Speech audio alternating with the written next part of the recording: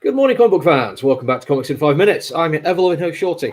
Sorry we're a little bit late. I just about made it in the morning, but after yesterday's late delivery, had lots to do today. Still, find the time to review the box from Red 5 Comics. And this is the first Red 5 one I've reviewed in a long time.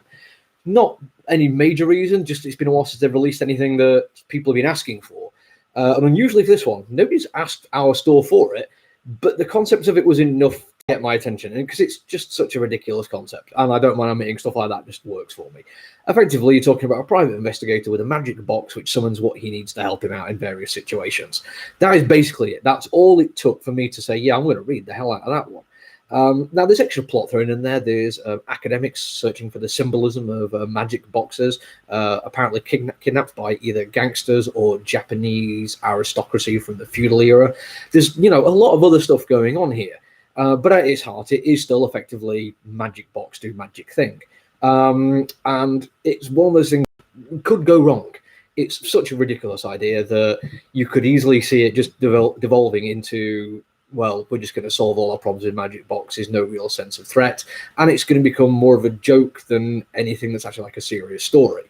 It is elevated out of that by the writing by Starnes, who does an awful lot of very, very good dialogue, but also because it maintains a kind of noir detective feel throughout, a lot of it is internalized monologuing, and this whole standard box out text that you all know and love.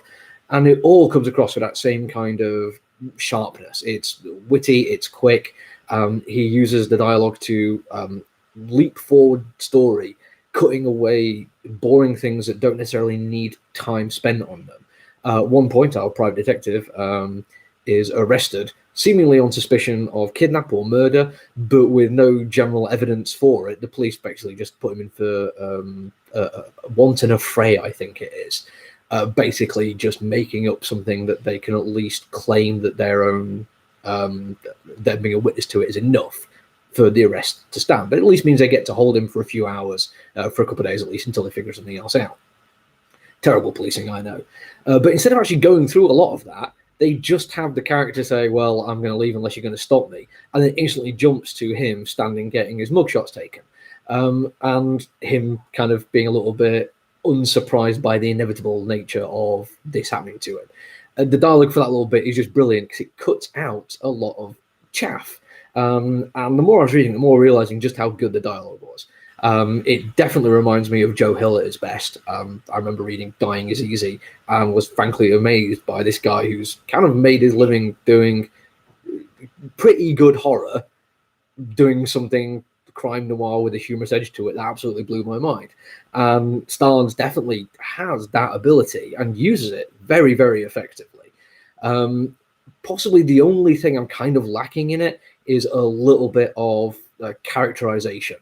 There's not much time spent on who these people involved in the story actually are. They just jump in and kind of allow the story to drag you along with it, and it's a joyous ride to go on. The artwork is something which I really enjoy, but it's probably going to be a bit more struggle for some other people. I'm not going to try to defend it too much, and as you can see by that wonderful bit of artwork on the main character's face there, at times it feels like this is just kind of rushed.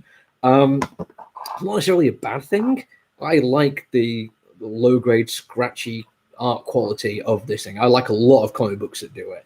I also like the layouts on it using Polaroids as framing devices. Because the comic book is called The Box, you kind of expect them to play around with the boxes around the characters within the medium of a comic book. And it does it, but never over the top. It doesn't have it as like, well, we've got this one idea, so let's just run it into the ground. But that's very much the same as the writing style as well. Yes, he's got a magic box, which allows him to do some very cool things. When somebody's coming to try and take the box off him at the police station, he tells him it's a magic box, and all he needs to do is put his hand in, he'll find what he needs. But it's actually what the main character needs, which is this guy to be handcuffed to an anvil so he can just take the box and walk off again. But there's so much other story dimension to it which have nothing to do with the magic box. Same when it comes to the artwork.